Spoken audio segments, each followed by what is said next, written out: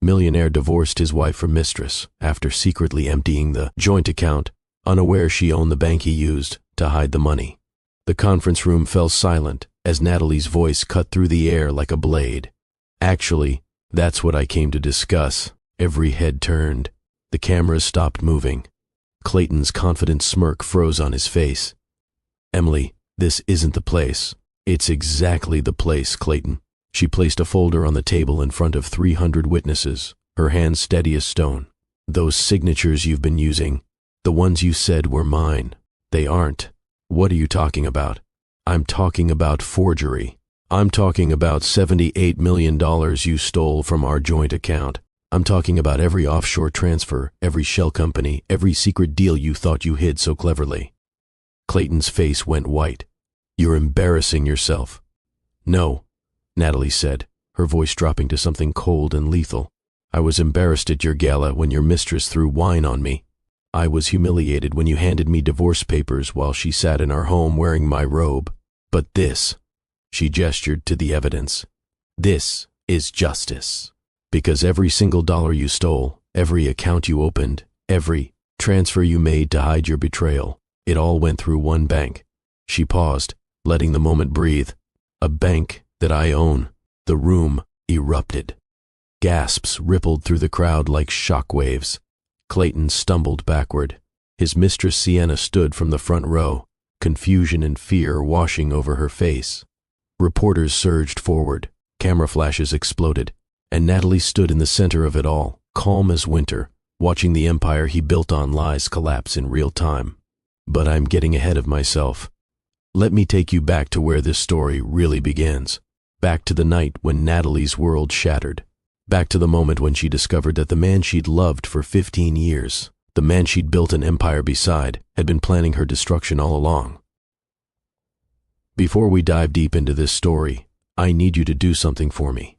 Hit that like button right now, because what you're about to hear is a story about betrayal, revenge, and the kind of justice that makes you believe in karma again. And listen, I want to know where in the world you're watching from.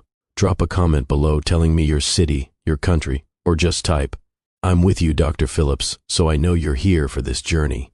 Subscribe to Love and Twilights with Dr. Phillips and turn on that notification bell, because we bring you the most compelling stories of resilience and triumph every single week. Trust me, you don't want to miss how this unfolds. Now, let me take you back to the beginning. The champagne tasted bitter that night, or perhaps it was just the taste of betrayal coating Natalie's tongue. She stood at the edge of the rooftop garden, overlooking the glittering expanse of downtown Seattle. The city stretched before her like scattered diamonds on black velvet. Behind her, the charity auction hummed with the sound of wealth and ambition. Tech moguls in designer suits, real estate titans with their trophy wives, philanthropists who measured their worth in zeros and social influence. Natalie Whitmore Mercer had been part of this world for 15 years. She knew the language they spoke, the games they played, the masks they wore. She'd helped build this empire, brick by brick, deal by deal, sacrifice by sacrifice. But tonight, everything felt different. Tonight, the foundation was crumbling beneath her feet, and she didn't even know it yet. She took another sip of champagne, the bubbles sharp against her throat, and watched her husband across the rooftop. Clayton Mercer stood in a circle of admirers, his hand resting on the lower back of a woman who wasn't his wife. Sienna Hart, 28 years old, auburn hair that caught the string lights like copper wire, ambitious eyes that burned with the hunger Natalie remembered from her own youth. Sienna worked in Clayton's acquisitions department at Mercer Holdings, the real estate empire he'd built over 15 years. The same empire Natalie had helped him create when they were two dreamers sharing ramen in a studio apartment, planning their future on coffee-stained napkins. That memory felt like fiction now. Clayton whispered something in Sienna's ear. She laughed, her hand touching his chest, lingering too long to be professional. The gesture was intimate, possessive, public. Natalie's fingers tightened around the champagne flute. She should have been shocked, should have been furious, should have marched across that rooftop and confronted them both, but instead, she felt something colder, something that settled in her chest like ice crystallizing in her veins. Recognition. All the late nights he claimed were business meetings. All the distant looks across the dinner table. All the times he'd stopped saying her name with warmth, stopped touching her with intention, stopped seeing her as anything more than furniture in his carefully curated life. It all made sense now. Mrs. Mercer. The voice came from her left. She turned to find Preston Vale, Clayton's business partner, holding 2 glasses of champagne. He was in his early 50s, with gray threading through his dark hair and eyes that had seen enough to know when to speak and when to stay silent. Preston, she acknowledged quietly, accepting the glass, though she had no intention of drinking it. He stood beside her, both of them facing the skyline rather than each other. For a moment, they said nothing, just 2 people standing in the same storm, pretending the rain wasn't falling. I wanted to give you this before you heard it elsewhere. Preston's voice was low, barely audible over the party noise. He reached into his jacket pocket and pulled out a folded paper, passing it to her with the discretion of a spy exchanging secrets. Natalie unfolded it slowly. Her hands didn't shake. Not yet. Petition for dissolution of marriage. The words stared up at her in cold legal typeface. Filed by Clayton James Mercer. Grounds, irreconcilable differences. Division of assets pending. The world didn't stop spinning. The music didn't fade. Laughter still rippled across the rooftop like breaking glass. But something inside Natalie shifted. Transformed. Hardened. When? She asked, her voice steady. This afternoon. He filed at 3:45. You'll be served Monday morning. She refolded the paper with precise movements, creasing it along the exact same lines. Her face remained calm. Composed. The mask she'd learned to wear in boardrooms and charity galas. The armor that came with being Mrs. Clayton Mercer. There's more, Preston said, and now his voice carried something heavier, something that made her finally look at him. His expression was grim. Joint account, the primary one at Seattle First National. He emptied it 3 days ago. The words landed like stones in still water. How much? $78 million. Transferred through a series of shell companies and offshore accounts. He moved it in increments to avoid triggering automatic reviews. Very carefully planned, very deliberately hidden. Now Natalie's hands trembled, just slightly, just enough that she had to set down the champagne glass on the stone ledge before she dropped it. $78 million. Their joint account, the one they'd built together, the one that held proceeds from deals she'd negotiated, properties she'd identified, investments she'd researched. 15 years of partnership, reduced to zeros and transferred away while she slept in their bed, trusting him. Preston continued, his voice quiet but urgent. I tried to warn him this was wrong. I told him you deserved better, that this wasn't just business. He said you'd be fine, said you'd understand it was necessary for the transition. The transition, Natalie repeated, the words tasting like poison. To his new life. With her. Across the rooftop, Clayton pulled Sienna closer, whispering something that made her laugh again. The sound carried on the night breeze, crystalline and triumphant. Preston watched Natalie carefully. What will you do? She looked at him then, really looked at him. Preston had been Clayton's business partner for 8 years. He'd been at their wedding. He'd celebrated their anniversaries. And now he stood here, risking his own position to give her truth when lies would have been easier. Thank you, she said simply. For telling me. Natalie, for your honesty, she continued, her voice growing steadier with each word. For remembering that integrity still matters. She picked up the petition, folded it carefully, and slipped it into her evening clutch beside her phone and lipstick. Evidence, documentation, the beginning of something Preston couldn't yet see. I'm going to remember who I was before I became Mrs. Mercer, she said quietly. Then she walked away from the ledge, away from Preston's concerned gaze, away from the party where her husband celebrated his betrayal in plain sight. Her heels clicked against the rooftop tiles with measured precision. She didn't look back at Clayton, didn't give him the satisfaction of a scene, didn't play the role of the scorned wife falling apart in public. Instead, she walked to the elevator with her head high and her spine straight. Every inch the successful woman Seattle society knew her to be. The elevator doors opened. She stepped inside, and as they slid closed, sealing her into that small steel box, she finally let herself feel it. Not tears. She was beyond tears. What she felt was colder than grief, sharper than anger. It was clarity. The elevator descended through the building, floor by floor, carrying her away from the party and toward something she couldn't yet name. She caught her reflection in the polished doors. A woman in midnight blue silk, diamonds at her throat, a gift from Clayton on their 10th anniversary, hair styled in soft waves, makeup perfect. She looked successful, composed, exactly like someone who hadn't just learned her entire life was a carefully constructed lie. The elevator reached the parking garage. The doors opened to fluorescent lights and concrete pillars. Her car waited in its reserved spot, a silver Mercedes that Clayton had surprised her with last year.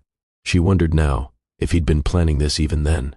If every gift had been guilt, every gesture, calculation. She unlocked the car and slid into the leather seat, closed the door, and sat in silence. Her phone buzzed. A text from an unknown number. "Mrs. Mercer, this is Wesley Park. Preston gave me your number. We need to talk about what your husband doesn't know. Call me when you're ready to fight back." She stared at the message, the screen's glow illuminating her face in the dark garage. Wesley Park. The name triggered a memory. An accountant who'd worked for Clayton 2 years ago. He'd left Mercer Holdings under what Clayton called corporate restructuring. She'd asked about it once, casually, over breakfast. Clayton had dismissed it with an edge in his voice that discouraged further questions. She saved the number. Then she started the car and drove through Seattle's rain-slicked streets. Past the waterfront, where cargo ships sat lit up like floating cities. Past the tech campuses where late-night workers built tomorrow's innovations. Past Pike Place Market, shuttered and silent. The penthouse waited in the heart of downtown, 32 floors above the city. She decorated it 7 years ago with such hope. Neutral tones and clean lines, art from galleries they'd visited together, photographs of their travels, their milestones, their carefully documented happiness. She parked in the private garage and rode the elevator up to the top floor. The doors opened directly into the penthouse. Home. Except it didn't feel like home anymore. It felt like a museum, a monument to someone else's life. Natalie walked through the living room, past the floor-to-ceiling windows that overlooked Elliott Bay. The city lights reflected off dark water like scattered stars, beautiful and cold and distant. She poured a glass of wine from the bottle Clayton had opened that morning. Aged Bordeaux, something expensive he'd been saving for a special occasion. She wondered if he'd been planning to share it with Sienna after the divorce was finalized. The thought made her smile, just barely, a small, humorless curve of her lips. She carried the glass to the window but didn't drink, just held it, feeling its weight, watching the city breathe below her. Somewhere out there, Clayton was probably still at the party, probably celebrating, probably toasting with Sienna to their brilliant plan, their perfect crime, their escape into a future built on Natalie's destruction. What he didn't know, what neither of them knew, was that every dollar he'd stolen had a trail. And that trail led somewhere Clayton had never bothered to learn about. Natalie set down the wine glass and walked to her home office, the room Clayton rarely entered because he'd always been too busy building his empire to notice she had one of her own. She opened her laptop. Her fingers moved with purpose across the keyboard, entering passwords and security codes, navigating to systems she hadn't accessed in months. Cascade Financial Trust. The login screen appeared, clean and professional. She entered her credentials. Owner access. The interface loaded. Her grandmother's bank, founded 63 years ago by Margaret Whitmore, back when women weren't supposed to understand money, weren't supposed to build financial institutions, weren't supposed to compete in a man's world.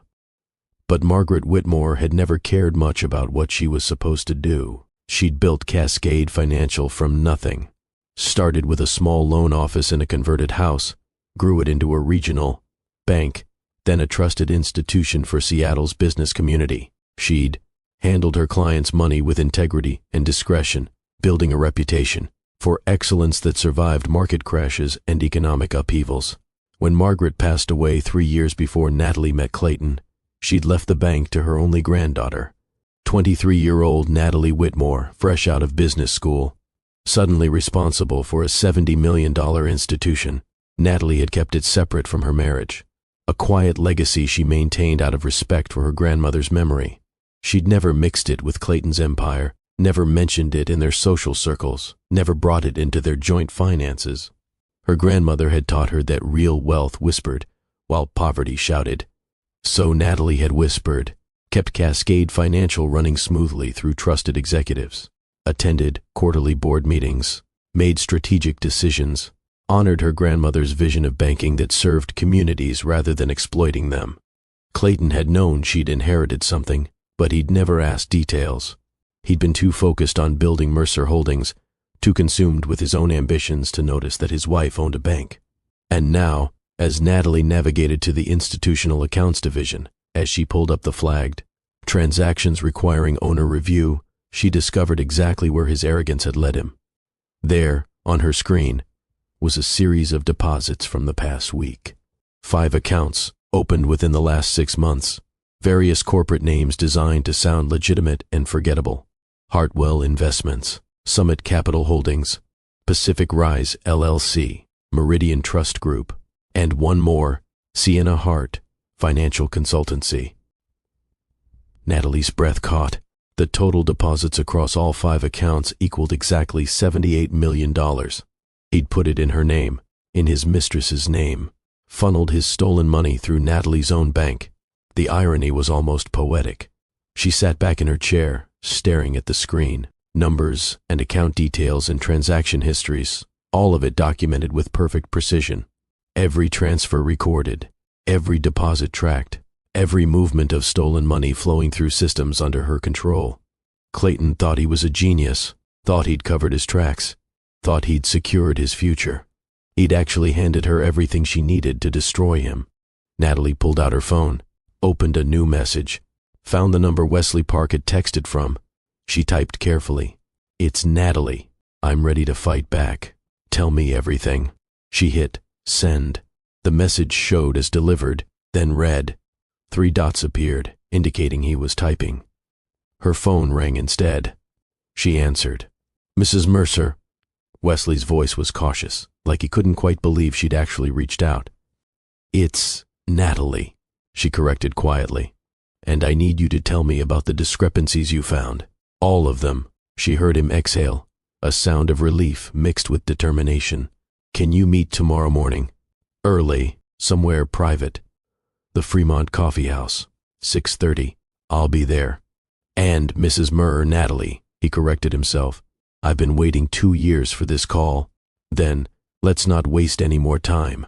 She ended the call and looked back at her computer screen, at the accounts holding Clayton's stolen millions, at the evidence he'd deposited directly into her vault. The woman who'd decorated this penthouse felt like a stranger now. The woman who'd smiled through charity auctions and played the supportive wife had dissolved like sugar in rain. What remained was someone else entirely, someone forged from her grandmother's steel, someone tempered by betrayal, someone sharpened by purpose.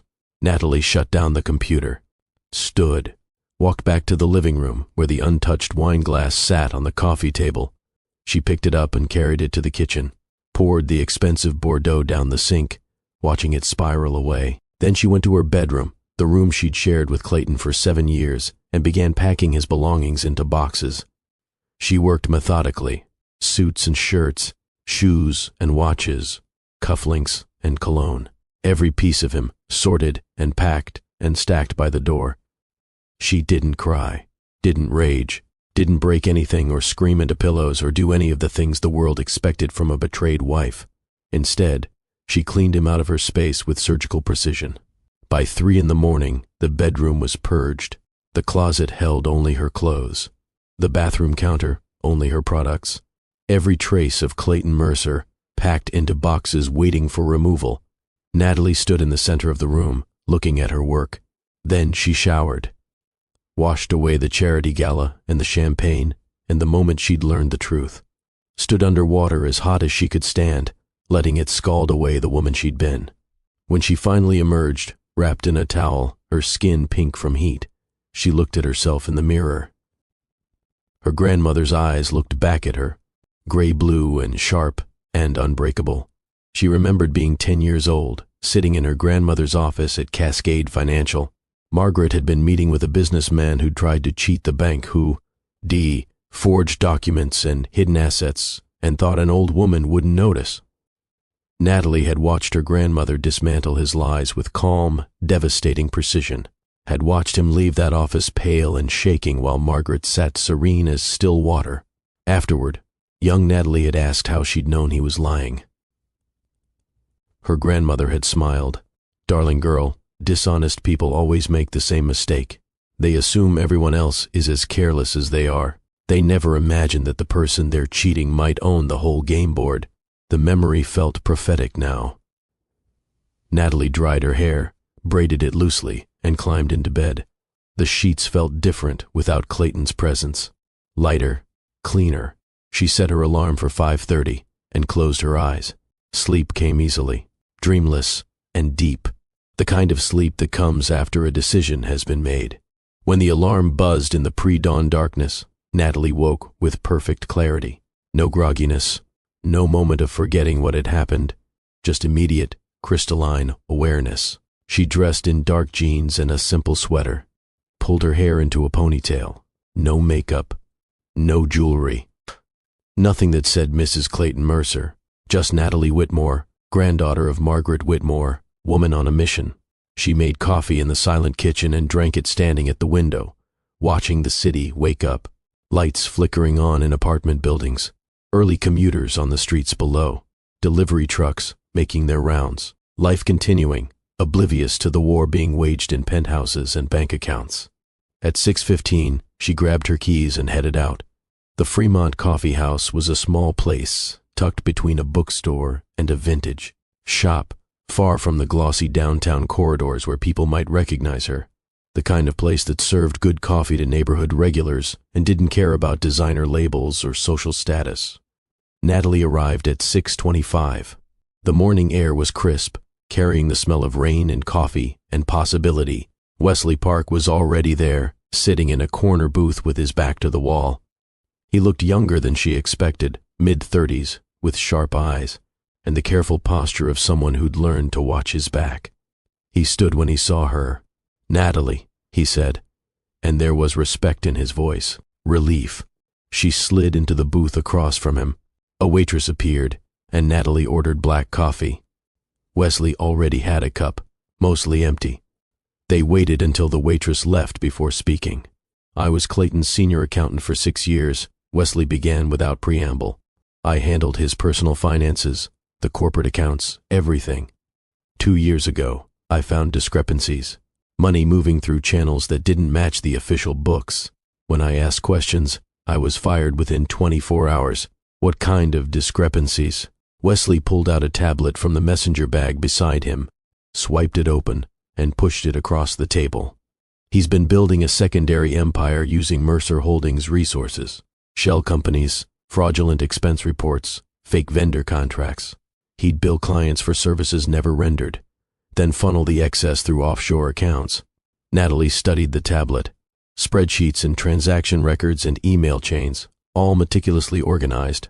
"The thing is," Wesley continued, "he needed authorization for the larger transfers.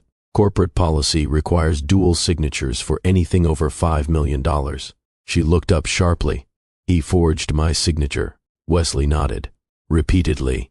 You're listed as co-owner of Mercer Holdings' parent corporation. He used that authority to legitimize every fraudulent deal." The waitress returned with Natalie's coffee.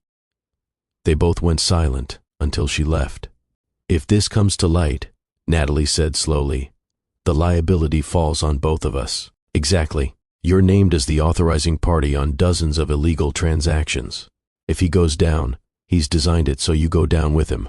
Or more accurately, he's designed it so you go down instead of him."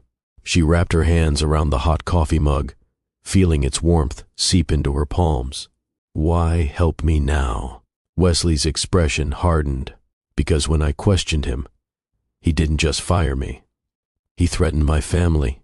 Said accidents happen to people who don't understand business. I have a daughter, Natalie. She was 3 years old then. I couldn't risk it. He paused, jaw tight. But if you're willing to fight him, I have 3 years' worth of evidence. Everything he's done. Everyone who helped him. All of it documented. Natalie studied him across the table, saw the truth in his eyes. The anger. The father protecting his child the only way he could. He's planning to finalize the divorce next month, she said. Before then, he's closing a deal with Paramount Properties. $800 million. Mixed-use development on the waterfront. It's supposed to be his masterpiece. Wesley nodded slowly. The deal that makes him untouchable. Unless we prove he built his empire on fraud. She said it calmly, but underneath ran a current of something molten and dangerous. I need you to compile everything, she continued. Every forged signature, every fraudulent transfer, every offshore account. And Wesley, I need to know everyone involved. Every lawyer, every banker, every person who helped him hide this. What are you planning? Natalie took a sip of her coffee. Set the mug down precisely. My grandmother used to say that revenge is a dish best served cold, but she also taught me that justice isn't revenge. It's restoration. She met Wesley's eyes. Clayton thinks he's won because he took the money, but he doesn't know where it went. Every dollar he stole is sitting in accounts I control, in a bank he doesn't know I own. Understanding dawned across Wesley's face. Cascade Financial, she confirmed. And when the time is right, I'm going to show him exactly what happens when you steal from someone who owns the vault. Wesley leaned back, something like admiration crossing his features. How long have you owned the bank? Since before I met him. My grandmother left it to me when I was 23. He knows I inherited something, but he never asked details, never cared enough to find out. She smiled faintly. He was always too busy building his empire to notice I had one of my own. What do you need from me first? Everything you have on the offshore accounts. I want transaction dates, amounts, destination banks. I want to trace every dollar from the moment it left our joint account to where it ended up. Wesley nodded, already making notes on his tablet. I'll have it compiled by tomorrow. But Natalie, you should know there are others. People he forced out like me. People who questioned his practices and paid for it. Can you connect me with them? If they're willing. Some are still afraid of him. Then tell them they don't have to be afraid anymore, Natalie said quietly. Tell them someone's finally fighting back.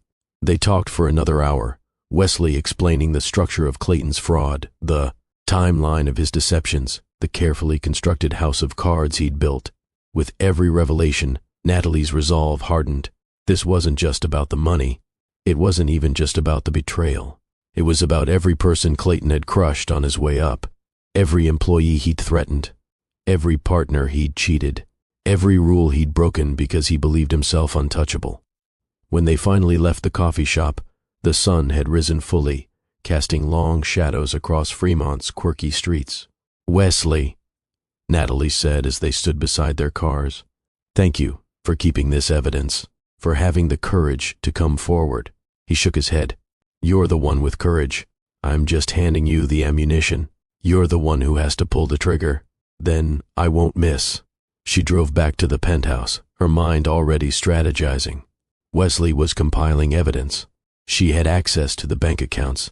She needed legal counsel, someone brilliant and discreet, someone who understood both corporate law and high-stakes divorce. Rochelle Tan.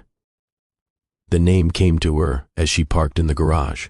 Rochelle was an attorney she'd met at a women's business conference 3 years ago. Sharp, strategic, with a reputation for destroying opponents who underestimated her because she looked like she should be modeling instead of practicing law.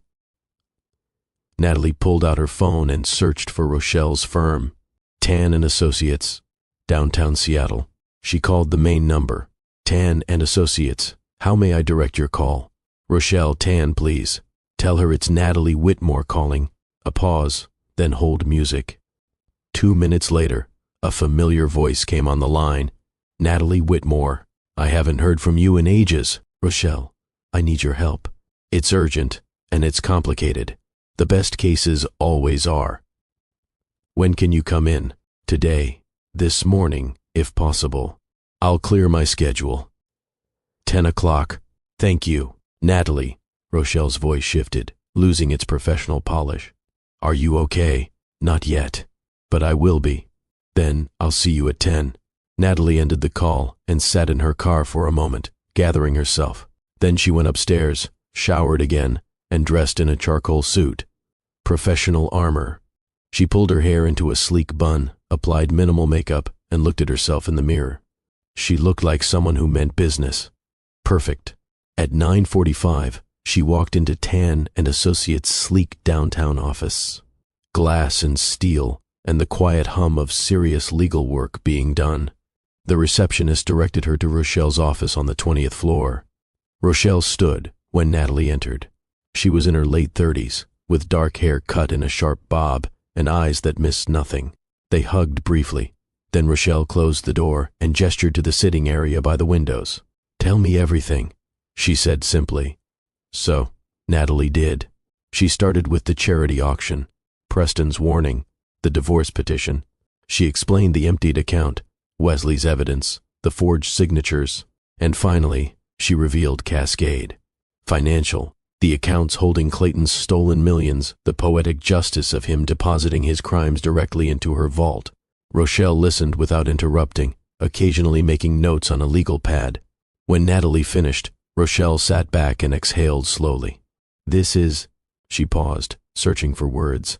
"This is one of the most egregious cases of fraud and betrayal I've ever heard. And I've heard a lot. Can we stop him? We can destroy him," Rochelle said bluntly. "But you need to decide what outcome you want. Quiet settlement, public exposure, criminal prosecution. Each path has different consequences." Natalie didn't hesitate. "I want him to face it publicly, the same way he planned to humiliate me. I want the truth exposed at his moment of greatest triumph, so everyone who enabled him sees exactly who he is." Rochelle smiled, small and sharp. "The Paramount signing ceremony." "Exactly. That's in." Rochelle checked her computer. 6 weeks. May 15th. Is that enough time?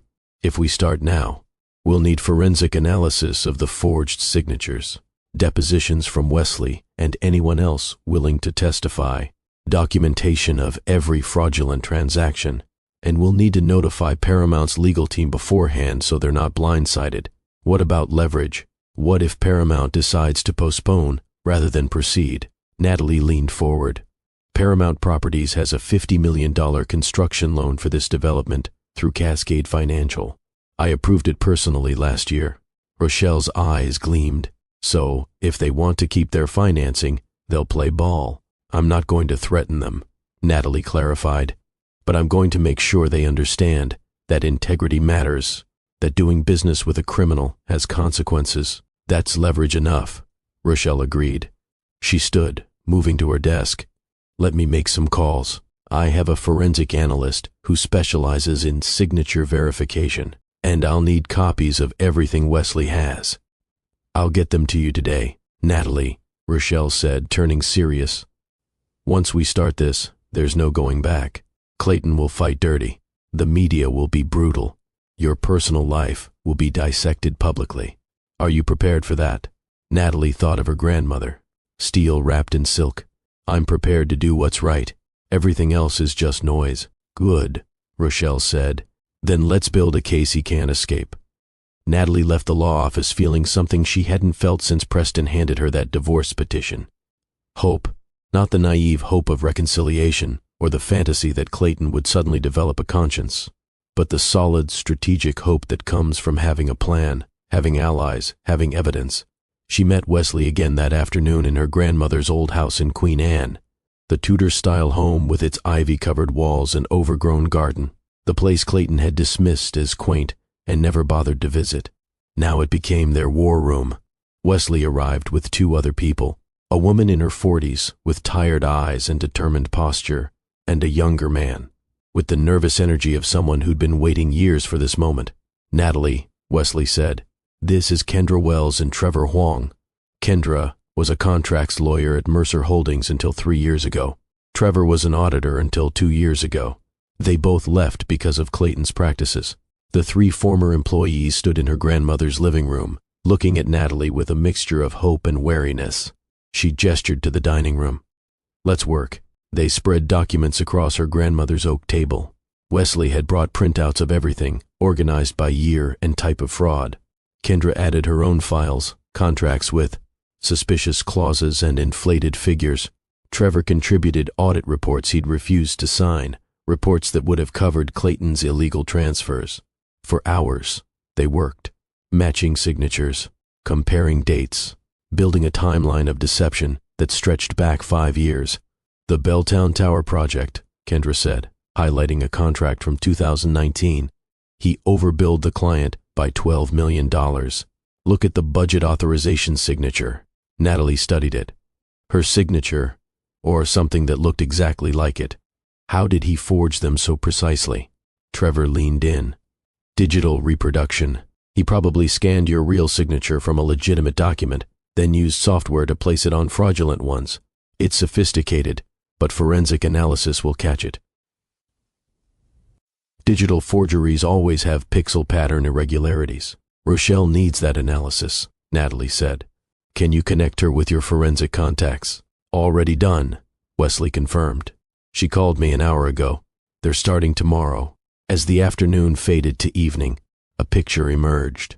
5 years of systematic fraud, dozens of forged signatures, millions stolen from clients, partners, investors, all authorized under Natalie's name, making her the legal scapegoat if the scheme ever unraveled.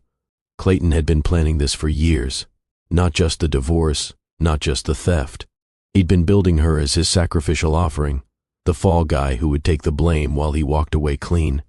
The realization settled over the room like cold fog. "He was going to frame you," Kendra said quietly. "If anyone investigated, all the evidence pointed to you." "But it points both ways," Natalie said. "Every forged signature is also evidence of his crime. Every fake authorization proves his intent." "Exactly," Trevor agreed. "And now we have the documentation to prove it." They worked until midnight, building a case that would withstand legal scrutiny and public examination. 300 pages of evidence, organized chronologically, cross-referenced, verified. When they finally stopped, exhausted but satisfied, Wesley looked at Natalie with something like awe. "Your grandmother would be proud." Natalie touched the old oak table, worn smooth by decades of family meals and business meetings. "She taught me that the best revenge is becoming the person they never expected you to be." She looked at her team. These people Clayton had thrown away, now assembled to bring him down. "Thank you," she said simply, "for your courage, for keeping evidence when it would have been easier to destroy it and move on, for being willing to face him." "We're not doing this just for you," Kendra said. "We're doing it for everyone he's crushed, everyone he threatened, everyone who thought they had no choice but to accept his abuse." Trevor nodded. "He made us all feel powerless, but together, we're not." The following weeks moved like a chess game played in shadows. Natalie continued living in the penthouse, maintaining the appearance of shocked acceptance. She attended the mediation sessions Clayton's lawyers scheduled, sat across from him in conference rooms, played her part. Clayton grew more confident with each meeting. He thought her silence was defeat, thought her calm was resignation. He couldn't have been more wrong. Rochelle attended the mediations as Natalie's attorney, taking notes, asking careful questions, never revealing the nuclear option they were building in the background. After the third session, as they walked to the parking garage, Rochelle murmured, "He's getting sloppy. Did you hear how he bragged about the Paramount deal? He actually told his lawyer he'd be free and richer than you ever made him by next month." "Good," Natalie said. "Arrogance makes people careless, and we're about to make him pay for every careless moment." Meanwhile, the forensic analysis came back. 2 independent experts confirmed that the signatures on the fraudulent documents showed digital manipulation, pixel patterns that didn't match genuine signatures, timing metadata that proved the documents were created and signed on the same day, which was impossible for legitimate contracts requiring review periods. The evidence was irrefutable. Wesley connected Natalie with 2 more former employees willing to testify. Both had been forced out after questioning suspicious practices. Both had kept documentation. The alliance grew. 8 people now, working from Natalie's grandmother's house, building a case that would dismantle Clayton's empire piece by piece. And through it all, Clayton suspected nothing. He moved through his days with the confidence of someone who believed he'd committed the perfect crime. He appeared at social events with Sienna on his arm. He gave interviews about the Paramount development. He played the role of visionary businessman ascending to his next level of success. The media ate it up. Seattle's next real estate titan, one headline proclaimed, featuring Clayton and Sienna at a gallery opening. Natalie read it over morning coffee, sitting in her grandmother's kitchen, surrounded by evidence boxes. She smiled faintly. Let him have his moment. His fall would be that much harder from the height of his arrogance. 3 weeks before the Paramount signing, Natalie requested a private meeting with Howard Brennan, CEO of Paramount Properties. They met at Cascade Financial's executive conference room. Neutral ground. Professional. Impressive enough to remind Howard that Natalie wasn't someone to dismiss. Howard was in his early 60s, silver-haired, with the weathered gravitas of someone who'd built skyscrapers across 3 continents. He arrived with his chief counsel, a sharp woman named Diana Morrison. Natalie sat across from them with Rochelle beside her. "Thank you for meeting with me," Natalie began. Howard nodded politely. "Your assistant said it was urgent regarding the Mercer development." "It is, but perhaps not in the way you expect." She slid a folder across the table. Inside were copies of the forensic reports, transaction records, and a summary of Clayton's fraud. "I'm presenting evidence that Clayton Mercer has systematically engaged in fraud, forgery, and money laundering over the past 5 years.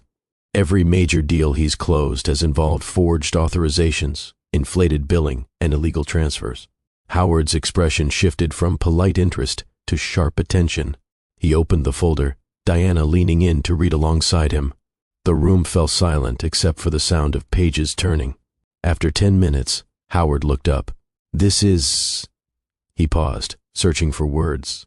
"If this is accurate, we've done 2 years of due diligence on a criminal." "It's accurate," Rochelle said. "We have 2 independent forensic analysts confirming the signature forgeries. We have testimony from 5 former employees. We have transaction records from every offshore account." Diana spoke for the first time, her voice sharp. "Why bring this to us now? Why not go directly to law enforcement?" "Because," Natalie said calmly, "I wanted to give you the opportunity to make the right choice. The signing ceremony is in 3 weeks. You have investors flying in from multiple countries. The mayor is speaking. Media coverage is already scheduled." She paused. "If you cancel now, you look reactive. But if you're prepared when the truth comes out, if you're on the right side of this, Paramount's reputation remains intact." Howard and Diana exchanged a long look. "You want us to proceed with the ceremony," Howard said slowly. "Knowing what we know now, I want you to be prepared for the truth to emerge," Natalie corrected. "What you do with that information is your choice. But you should know that if you sign this deal with Clayton Mercer, your company becomes complicit in his fraud. The legal exposure alone would be devastating." Diana studied the documents again. "The financing for this development, $50 million from Cascade Financial. You approved it." "I did," Natalie confirmed. "Last year, before I knew the extent of Clayton's criminal activity." She met their eyes steadily.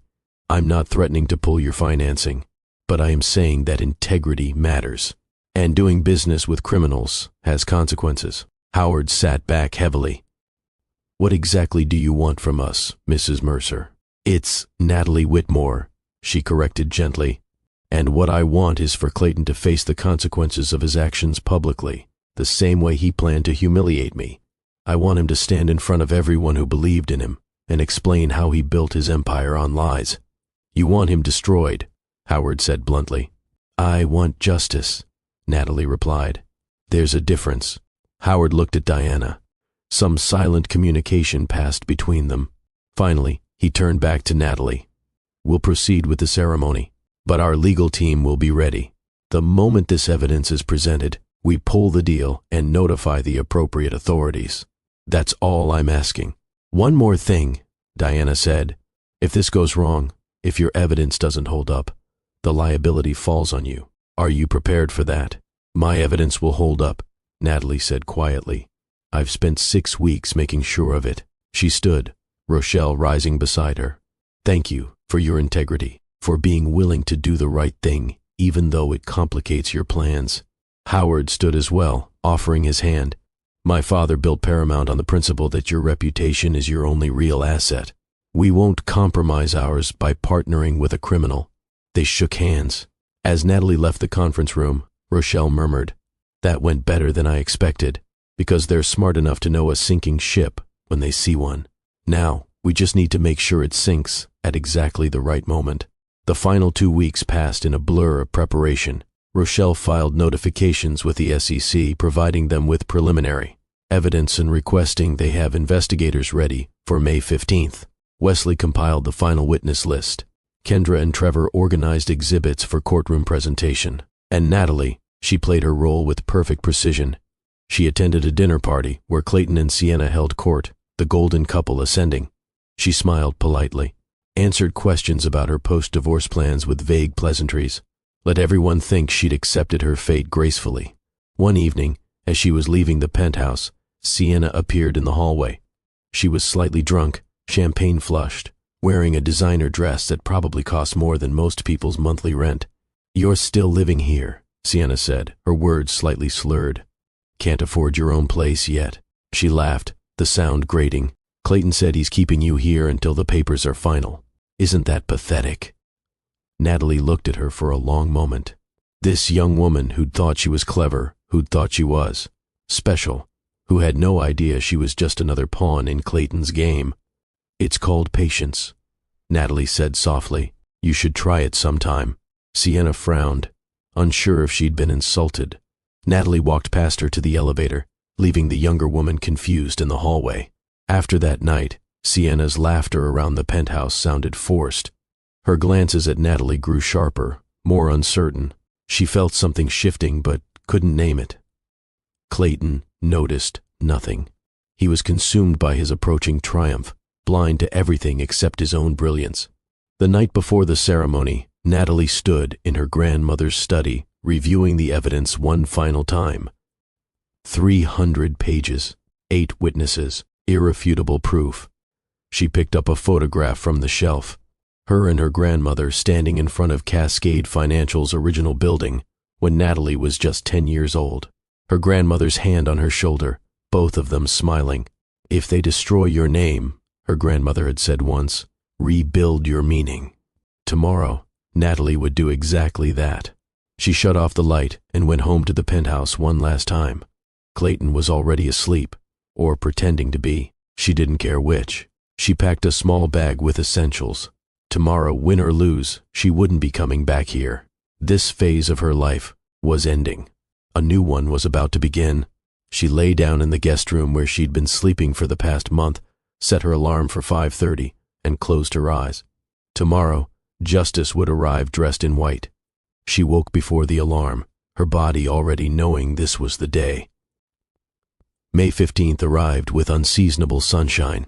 Seattle's typical gray clouds had parted overnight, leaving the sky clear and bright. The kind of morning that felt like the universe itself was paying attention. Natalie stood at the window of the guest room, watching the city wake up. From 32 floors above, Seattle looked peaceful, beautiful, unaware that in a few hours, one of its most prominent citizens would fall from grace in spectacular fashion. She showered and dressed with ritual care, white suit, tailored perfectly. The color was deliberate. Purity, truth, new beginnings. She'd chosen it weeks ago, knowing the symbolism would photograph well, knowing it would stand in stark contrast to whatever expensive power suit Clayton wore. She pulled her hair into a sleek low bun, applied minimal makeup, just enough to look polished on camera. Diamond studs in her ears, the ones her grandmother had given her for college graduation. Nothing from Clayton, nothing that belonged to the life she was about to dismantle. She looked at herself in the mirror. The woman looking back was someone new. Not the hopeful bride from 15 years ago. Not the supportive wife who'd sacrificed her own ambitions.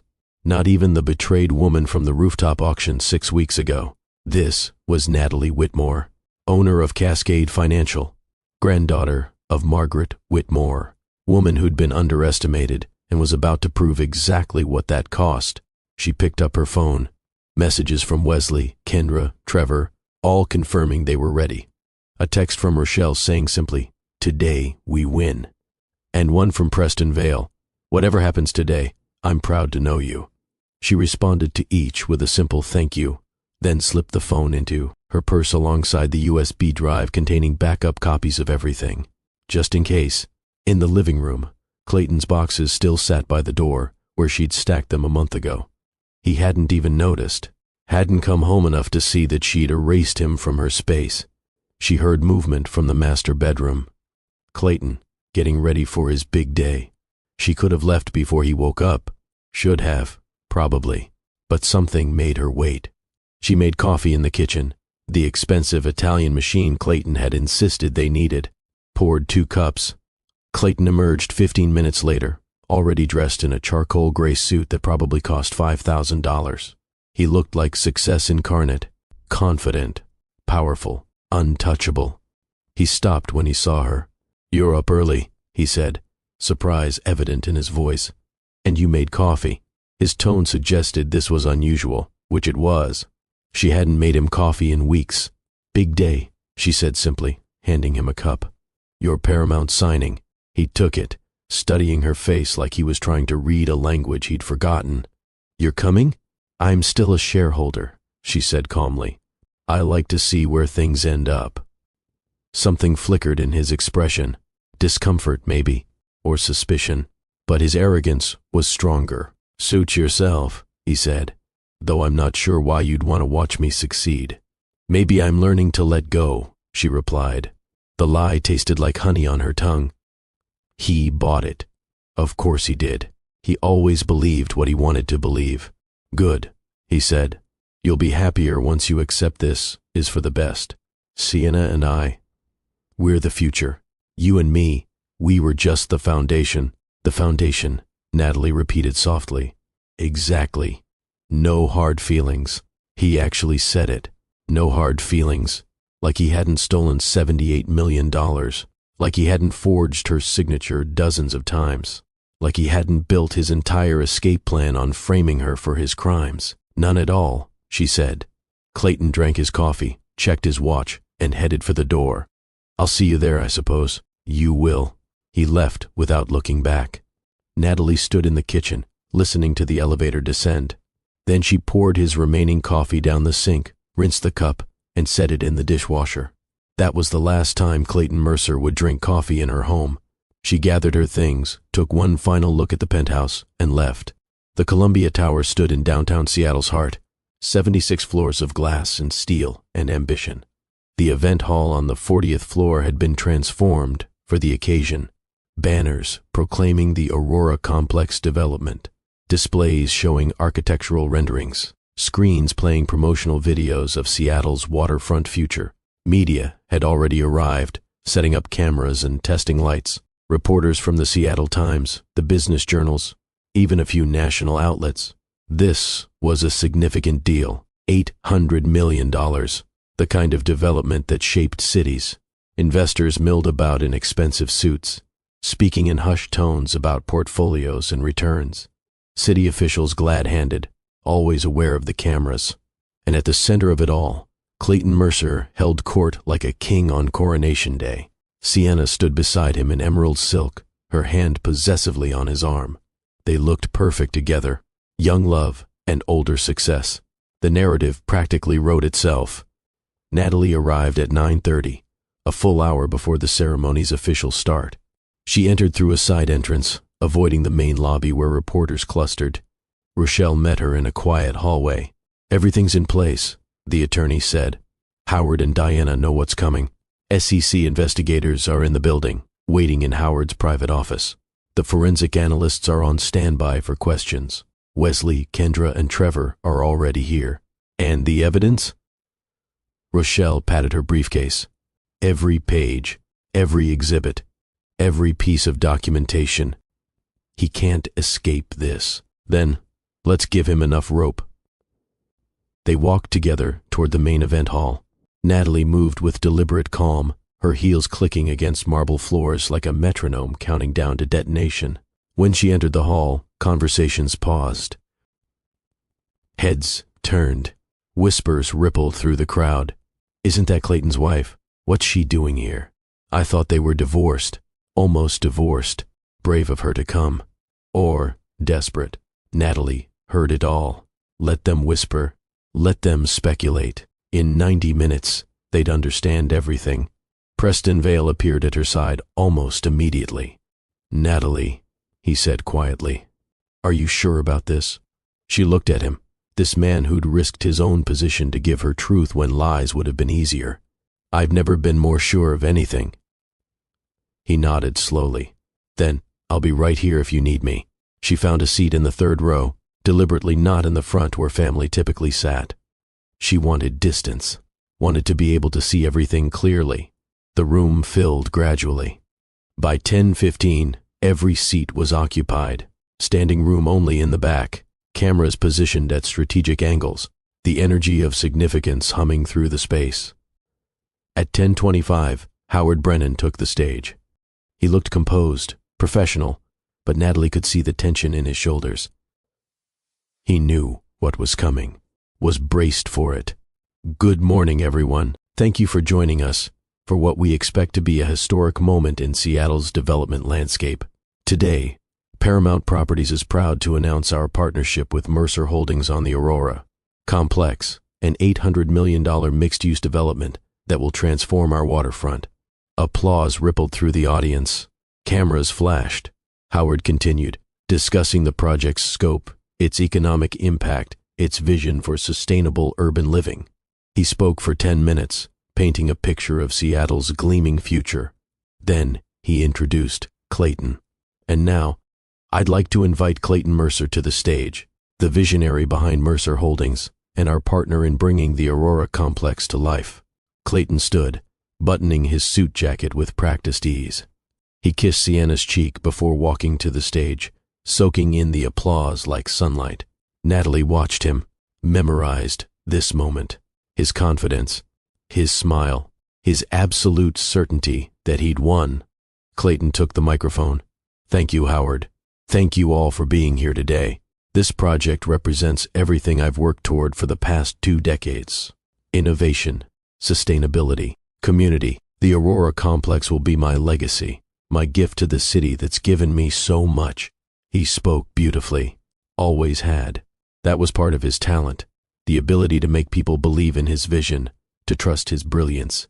Behind him, a screen showed renderings of glass towers and green spaces, mixed-income housing and retail corridors. It looked ideal, perfect, built on fraud, but perfect. "This partnership with Paramount," Clayton continued, "represents the kind of collaboration that creates lasting value. When 2 companies share a vision, share integrity, share commitment to excellence, extraordinary things happen." The word integrity hung in the air like smoke. Natalie's hands remained still in her lap, her expression calm, but inside, anticipation coiled tight. Clayton spoke for another 5 minutes. Then he gestured to the table where 2 leather portfolios waited, surrounded by city officials and corporate lawyers. "And now," he said, his smile broadening, "let's make history." The audience applauded again. Cameras moved closer, positioning for the signature shots. Howard joined Clayton at the table. They shook hands for the cameras, smiled, performed the choreography of corporate theater. Then Howard opened his portfolio. "Before we proceed," he said, his voice carrying clearly through the microphone, "there's a matter we need to address." The room quieted. Clayton's smile faltered slightly. "Howard, we've received evidence of serious irregularities in Mercer Holdings' financial documentation, specifically regarding authorization signatures and fund transfers." The temperature in the room dropped 10 degrees. Clayton's jaw tightened, but he maintained his composure. "I'm sure there's been some misunderstanding. My legal team can address any concerns after we finalize this agreement." "The irregularities involve forged signatures, Mr. Mercer," Howard said, his tone formal now. "Official, and the person whose signature was forged is here." He gestured toward the audience. Every head turned. Natalie stood. The room erupted in whispers. Cameras swung toward her, finding focus, broadcasting her face across screens. She walked forward with measured steps. Crowd parted. She moved through them like water through stone, inevitable and unstoppable. Clayton's face cycled through emotions. Surprise, confusion, then anger, flashing hot in his eyes. "Natalie," he said, his voice carrying a warning. "What are you doing?" She reached the stage, climbed the 3 steps, stood facing him across the signing table. "I'm presenting evidence that you systematically forged my signature to authorize fraudulent transactions over the past 5 years. Rochelle appeared beside her, laptop already opening, connecting to the presentation system. The screens behind them flickered, changed from architectural renderings to something else entirely. Side by side, signature comparisons appeared. On the left, Natalie's genuine signature from verified documents. On the right, the signatures from Clayton's fraudulent contracts. Even from a distance, the differences were visible. Subtle, but there, the slightly different pressure. The digital artifacts, the metadata timestamps showing impossible signing dates, evidence that every dollar you claimed to earn through genius was actually stolen through deception, Natalie continued, her voice steady and clear. The forensic analysis appeared next, technical breakdowns highlighting the digital manipulation, expert certifications, irrefutable proof. "This is insane," Clayton said, his voice rising. "You're embarrassing yourself because you can't accept that our marriage is over. Our marriage is the least of your problems right now." She advanced to the next slide. Transaction records, offshore accounts, money trails leading from Mercer Holdings through shell companies to hidden accounts. The room was silent now, except for the clicking of camera shutters. "You emptied our joint account," Natalie said, addressing the room now, not just Clayton. $78 million that you transferred through a series of shell companies and offshore accounts. She paused, letting that number sink in. "You thought you'd hidden it perfectly. Thought you'd covered every track." Clayton's face had gone pale. Beside the stage, Sienna stood frozen, confusion and fear washing over her features. "But every dollar you stole," Natalie continued, "every account you opened, every transfer you made, went through one bank." She turned to look at him directly. "Cascade Financial Trust. The bank my grandmother founded 63 years ago. The bank I inherited and own." Gasps erupted. Reporters began shouting questions. Investors pulled out phones, already making calls. Clayton stumbled backward, his hand reaching for the table edge. "That's," he started, then stopped, his legendary composure cracking in real time. Natalie advanced to the next slide. The 5 accounts appeared, listed with their corporate names and current balances. Hartwell Investments, Summit Capital Holdings, Pacific Rise LLC, Meridian Trust Group. She paused on the last one, and Sienna Hart Financial Consultancy. The camera found Sienna in the audience. Her face was white as paper. $12 million, Natalie said, in an account opened 6 months ago in your mistress's name, using funds stolen from me, deposited into my bank. "Sienna," Clayton said, turning toward her, his voice desperate. "I can explain, But Sienna was backing away, shaking her head, her carefully constructed world collapsing. "You told me that money was from your bonuses. You said it was legitimate. You said," her voice broke, "you used me." Natalie felt no satisfaction in Sienna's pain. The younger woman was a victim too, just a different kind. She turned back to Clayton. "You forged my signature on dozens of contracts," she said. "You built your empire using my legal authority, setting me up to take the fall if your scheme ever unraveled." The next slide showed the forged documents, one after another. Acquisitions, transfers, authorizations, all bearing signatures that looked like Natalie's but weren't. "You threatened employees who questioned you," she continued. "You forced out anyone who showed integrity. You built a house of cards and planned to leave me holding it when it collapsed." Clayton's lawyer, a man named Richard Sterling, pushed forward from the crowd. "This is highly irregular," he said. "These accusations should be handled through proper legal channels, not—" "They will be," Rochelle interrupted smoothly. The SEC has investigators in this building right now. We've provided them with complete documentation. Criminal charges are being filed as we speak. Richard's face went slack. Clayton, he said quietly, urgently. Don't say anything else. We need to leave right now. But Clayton wasn't listening. He was staring at Natalie like he was seeing her for the first time. You've been planning this, he said slowly.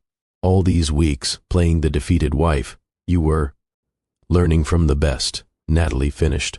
You taught me that the best victories come from letting your opponent think they've already won. She stepped closer, her voice dropping to something only he could hear beneath the chaos erupting around them. You forgot who I was before I became Mrs. Mercer. You forgot that I built empires before I helped build yours. You forgot that my grandmother taught me how to survive men who thought they were untouchable. His hands were shaking now. Actually shaking. My grandmother used to say that real power doesn't announce itself, Natalie said. It waits. So I waited, Clayton, and now everyone sees exactly who you are. Howard Brennan stepped forward, his voice cutting through the noise. Paramount Properties is withdrawing from this agreement effective immediately. Our legal team will be cooperating fully with federal investigators. He looked at Clayton with barely concealed disgust. This deal is dead, Mr. Mercer. You can't do this, Clayton said, but his voice lacked conviction. He knew it was over, knew the walls were closing in. We can and we have, Diana Morrison said, appearing beside Howard. Our due diligence was based on fraudulent representations. This contract is void. Security guards were moving through the crowd now, making their way toward the stage. Behind them, two people in dark suits that screamed federal investigators. Clayton saw them coming. For just a moment, he looked at Natalie. Really looked at her. And in his eyes, she saw the exact moment he understood. Not just that he'd lost, but that he'd always been going to lose. From the moment he'd underestimated her, his fate was sealed. Natalie, he said, his voice breaking on her name. But she had nothing more to say to him.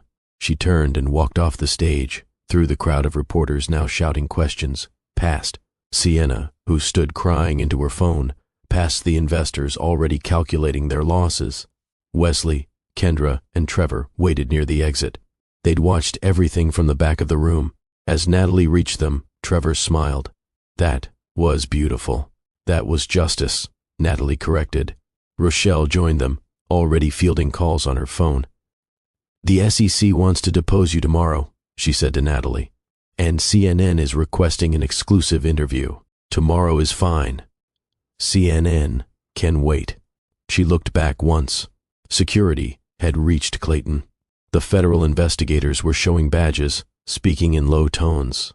Richard Sterling was gesturing frantically, already trying to control damage that couldn't be controlled.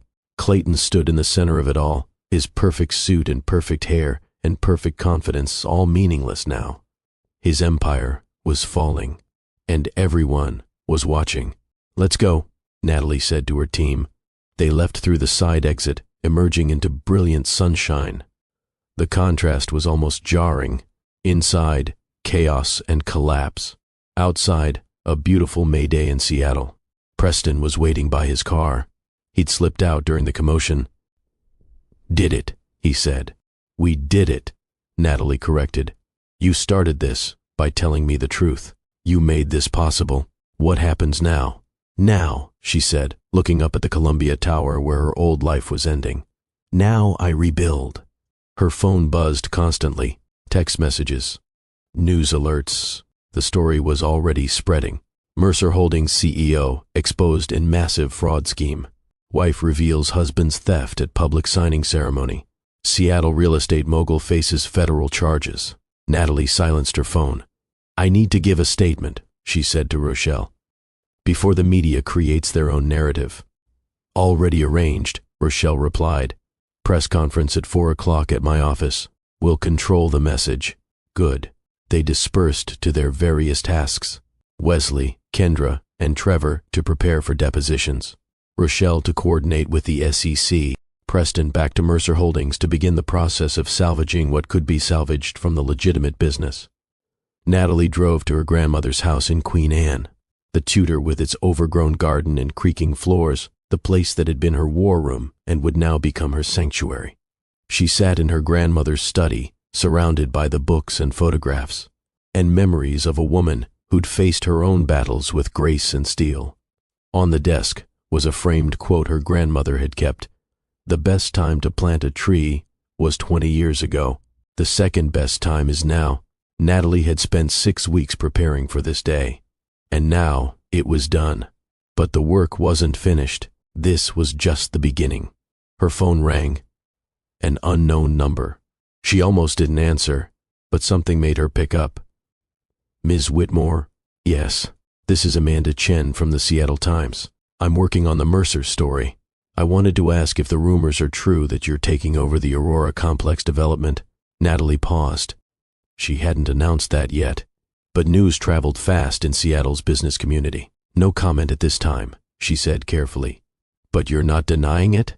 "I'm saying that my focus right now is on ensuring justice is served and that innocent employees of Mercer Holdings are protected during this transition." "So there will be a transition? You're planning to restructure the company?" "I'm planning to build something that honors integrity instead of exploiting it." "That's a quote I can use?" "Yes." Natalie ended the call. Rochelle would handle the rest of the media inquiries. She stood and walked to the window. The view from her grandmother's study looked out over the neighborhood. Modest homes and old trees and real people living real lives. This was more authentic than the penthouse view had ever been. Her phone buzzed again. This time, a text from a number she recognized. The penthouse building management. "Mrs. Mercer. Mr. Mercer was removed from the premises by federal authorities. Please advise regarding his belongings." She typed back, "I'll arrange for pickup. And please update your records. It's Ms. Whitmore, not Mrs. Mercer." The response came quickly, noted, "Updated in our system." Another piece of Clayton erased from her life. At 3:30, Natalie dressed for the press conference. Navy suit this time, professional and serious. She pulled her hair back simply, minimal jewelry, no wedding ring. She'd stopped wearing it the day after she found the evidence in his study. The press conference was held at Rochelle's firm. A podium had been set up in the main conference room, cameras arranged in rows, reporters packed shoulder to shoulder. Natalie stood behind that podium at exactly 4 o'clock and looked out at the media that had once photographed her as Clayton's wife and would now record her as something else entirely. "Good afternoon," she began, her voice steady and clear.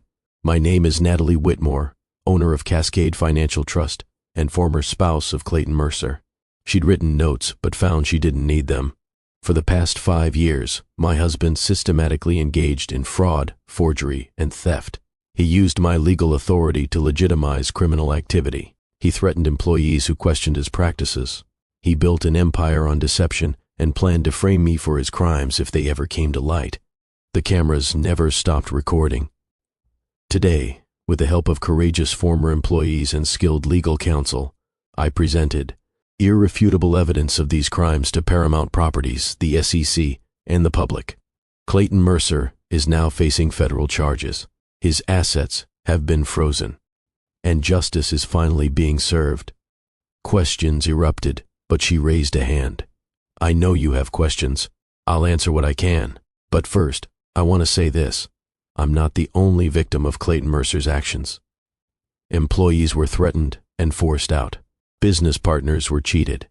Investors were defrauded, and a young woman named Sienna Hart was used as an unwitting accomplice in money laundering."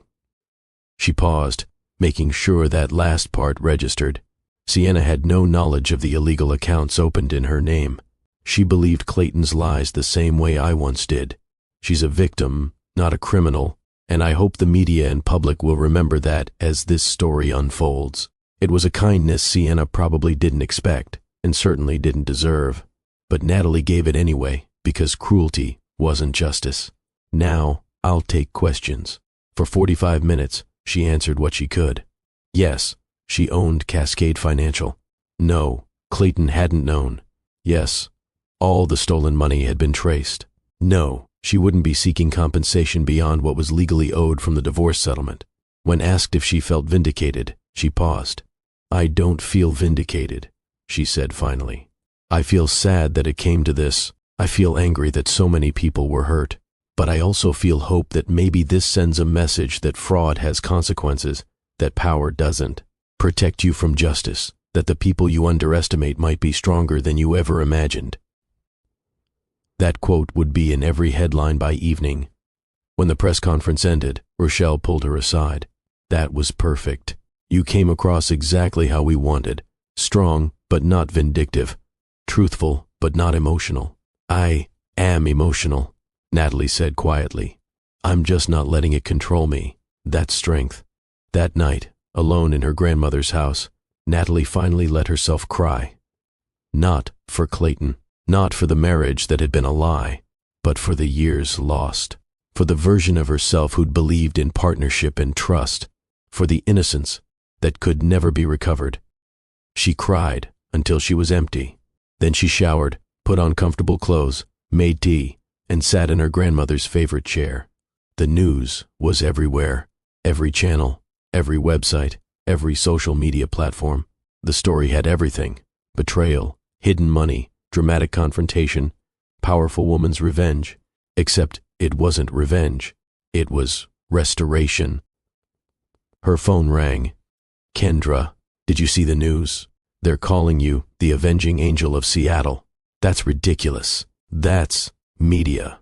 But Natalie, I just wanted to say thank you. Giving us a chance to speak truth, for believing us when we said Clayton was dirty.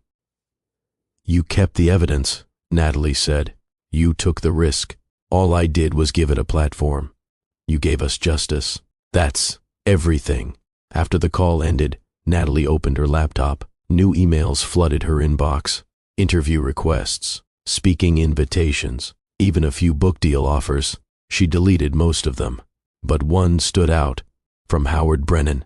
Ms. Whitmore, in light of recent events, Paramount's board has unanimously voted to offer you partnership on the Aurora complex development. We believe your vision for community-first building aligns with our values. We'd be honored to work with you. Please consider this formal invitation. She read it twice. The Aurora complex, Clayton's masterpiece, now being offered to her. The irony was almost too perfect. She didn't respond immediately. That decision required thought, strategy, consideration of what she wanted her future to look like. But for the first time in 6 weeks, she felt something other than grim determination. She felt possibility. The following days blurred together. Depositions with the SEC, meetings with Cascade Financial's board to discuss the scandal's impact on the bank, consultations with Rochelle about the divorce settlement now that Clayton's assets were frozen. And through it all, media coverage that never seemed to end. Some outlets painted Natalie as a wronged woman who'd gotten revenge. Others focused on her business acumen, her strategic patience. A few tried to create sympathy for Clayton, suggesting she'd entrapped him. Those last ones made her laugh, as if she'd forced him to commit fraud, forced him to forge signatures, forced him to steal millions. Public opinion was overwhelmingly in her favor, though. The story was too clear-cut, the evidence too damning. Clayton Mercer had destroyed himself. Natalie had simply held up a mirror. 2 weeks after the ceremony, she attended the first board meeting at Mercer Holdings since Clayton's arrest. Preston Vale had been appointed interim CEO, tasked with salvaging the legitimate business operations. The boardroom felt different now, less oppressive, like a house after exorcism. Preston called the meeting to order. First order of business, he said. We need to address the criminal activity and separate it from legitimate operations. We have forensic accountants going through every deal Clayton touched in the past 5 years. How bad is it? One board member asked. Of the 43 major deals closed in that time period, Preston said. Grimly, 31% involve some level of fraud or misrepresentation. The room went silent. Can we salvage any of it? Another member asked. Some, Preston said. The clients who were defrauded will need to be compensated. Some deals will be restructured. Others will be dissolved entirely. We're looking at 2, possibly 3 years of cleanup. And the company's reputation? Destroyed, someone said bluntly. Not destroyed, Natalie spoke for the first time. Damaged, but damage can be repaired if you're willing to do the work. All eyes turned to her. You're still technically a shareholder, Preston said. 22% through the original Carter Trust holdings. I am, Natalie confirmed. And I have a proposal. She stood, walking to the head of the table where Clayton used to sit. She didn't sit in his chair. Instead, she remained standing. Mercer Holdings is toxic right now. The name is associated with fraud. No client will trust it. No investor will touch it. Agreed, Preston said. So we rebrand. Completely. New name, new mission, new leadership structure. To what? Carter Vale Development, she said. We honor my grandmother's legacy of integrity. We honor Preston's courage in exposing the fraud. And we build something new from the ashes of what Clayton destroyed. The board members exchanged glances. You'd be willing to attach your name to this mess? One asked. I'm willing to attach my name to the solution, Natalie corrected, but only if we do it right. Full transparency, complete ethics overhaul, community-first development practices, and a foundation dedicated to supporting whistleblowers who expose corporate fraud. Preston was staring at her. You've thought about this. I've thought about very little else. What would your role be? CEO, with you. Equal partnership. You handle operations. I handle finance and development vision. We rebuild this company into something my grandmother would be proud of.